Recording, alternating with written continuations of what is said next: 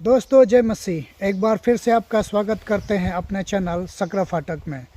दोस्तों, क्या आपने कभी सोचा है कि परमेश्वर हमसे क्या चाहता है?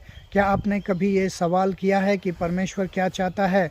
दोस्तों, अगर आपने ऐसा कभी सवाल किया है या आपके मन में ये सवाल आया है तो आप कमेंट सेक्शन में लिखिए और परमेश्वर आपको आशीष करेगा। तो दोस्तों, आज हम इसी विषय पे बातचीत करेंगे कि परमेश्वर क्या चाहता है, परमेश्वर किन चीज़ों को अधिक महत्व देता है, क्या बलिदान को महत्व देता है। तो दोस्तों, परमेश्वर जो है बलिदान को महत्व नहीं देता है, परमेश्वर जो है आज्ञाकारिता को महत्व देता है। अगर हम पढ़ते हैं पहला सामुएल की किताब 15 का 22, तो वहाँ पे इस प्रकार लिखा है, सामुएल ने कहा, क्या यहोवा होम बलियों और मेल बलियों से उतना प्रसन्न होता है जितना कि अपनी बात माने जाने से प्रसन्न होता है? सुन, मानना तो बलि चढ़ाने से और कान लगाना मेढ़ों की चर्बी से उत्तम है। परमेश्वर यहाँ पे कहता है कि परमेश्वर जो है किसी भी प्रकार के बलि से प्रसन्न नहीं होता है। परमेश्वर जो है इससे प्रसन्न होता है कि हम उसकी आज्ञाओं को माने, और उसकी आज्ञा क्या है कि जो परमेश्वर जो कहे हमको वो करना है। तो दोस्तों, ये थोड़ी घटनाओं को देख लेते हैं हम कि ये घटनाएं जो है क्या कहती है। तो जब इजरायली लोग मिस्र से निकले थे, तो अमालेकियों के गांवों से होकर के इजरायलियों को गुजरना था।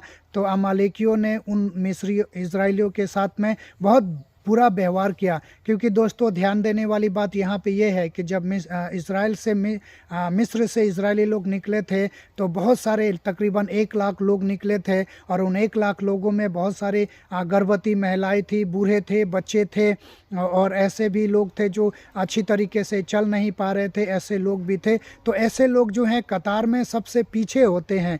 जो तंदुरुस्त हट्टे कट्ठे होते हैं वो तो आगे चले जाते हैं, पर जो बीमार होते हैं, गर्भवती महिलाएं होती है, बूढ़ी होती हैं, बूढ़े होते हैं और बच्चे होते हैं, ये सबसे पीछे कतार में होते हैं, क्योंकि उनसे चला नहीं जाता है।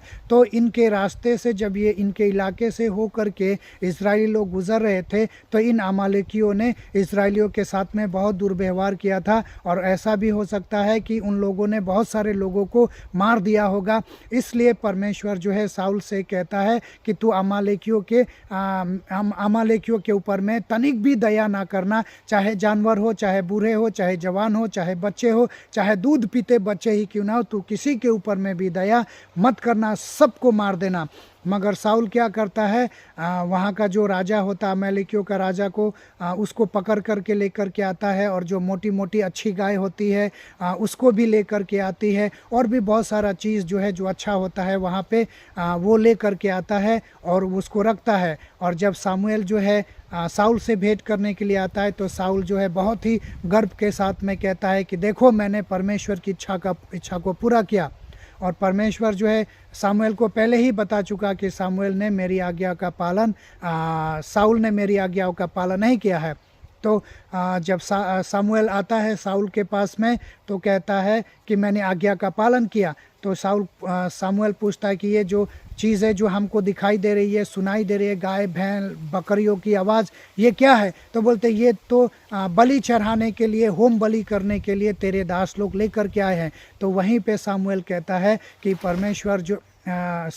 सामुएल कहता है साउल से कि परमेश्वर जो है किसी भी होम बलि मेल बलि से प्रसन्न नहीं होता, परमेश्वर प्रसन्न होता है आज्ञा पालन से। जब हम परमेश्वर की आज्ञाओं को मानते हैं तो परमेश्वर खुश होता है। किसी भी प्रकार के मेल बलि या किसी भी प्रकार के होम बलि से परमेश्वर खुश नहीं होता है, पर जो परमेश्वर ने हमसे कहा है तो अगर हम वो कार्य को करते हैं तो परमेश्वर जो है खुश होता है।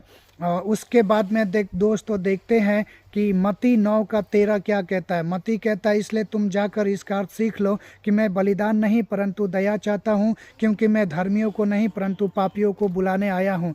दोस्तों, ये घटना उस समय की है जब जो है मत्ती जो है महसूल लेने वाली चौकी पे बैठा रहता। आपको पता है कि मत्ती जो है टैक्स कलेक्टर होता है, और प्रभु जो है कहता है कि तू मेरे साथ चल, और वो जो सभी चीज़ों को छोड़ करके मत्ती जो है परमेश्वर के पीछे चलता है, और एक जगह पे चले जाते हैं वो लोग, और उसके साथ में बैठ करके प्रभु भोजन करता है, जहाँ पे बहुत सारे टैक्स कलेक्टर और भी बहुत सारे बुरे कार्य करने वाले लोग होते हैं।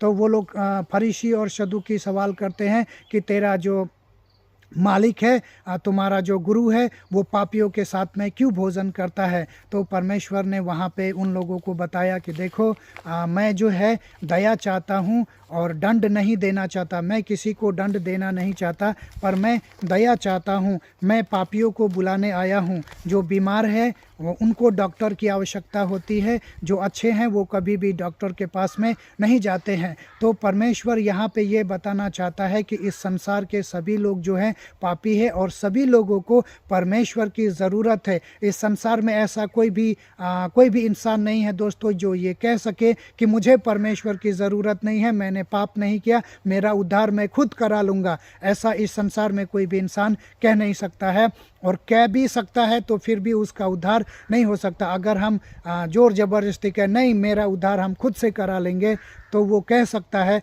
मगर उसका उद्धार उसके कहने से नहीं होता है। परमेश्वर ने जो विधि व्यवस्था ठहराया उसी के अनुसार। तो यहाँ भी परमेश्वर देखते हैं कि परमेश्वर जो है दया चाहता है, तो दया में भी आज्ञाकारिता है, क्योंकि परमेश्वर ने कहा दया करो, तो इसमें भी आज्ञाकारिता है। अगर हम दया नहीं करते हैं तो परमेश्वर का आज्ञा का पालन नहीं करते हैं। तो इसमें भी आज्ञाकारिता जो है हमें दिखाई देती है।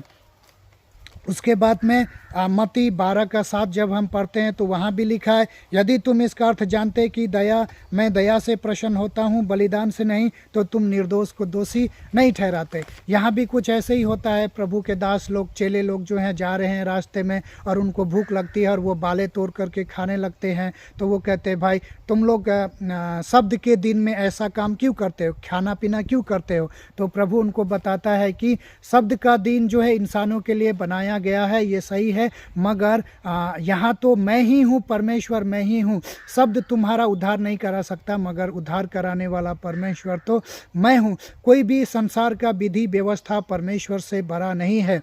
कोई भी विधि व्यवस्था हमारा उद्धार नहीं करा सकता है। हमारा उद्धार तो केवल और केवल परमेश्वर से ही करा सकता है।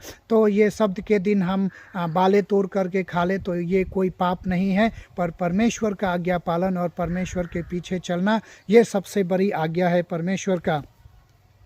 उसके बाद में दोस्तों जब हम पढ़ते हैं होशे की किताब, तो होशे की किताब जो 6:6 में कहता है, क्योंकि मैं बलिदान से नहीं प्रेम ही से प्रसन्न होता हूँ और होम बलियों से अधिक यह चाहता हूँ कि लोग परमेश्वर का ज्ञान रखें।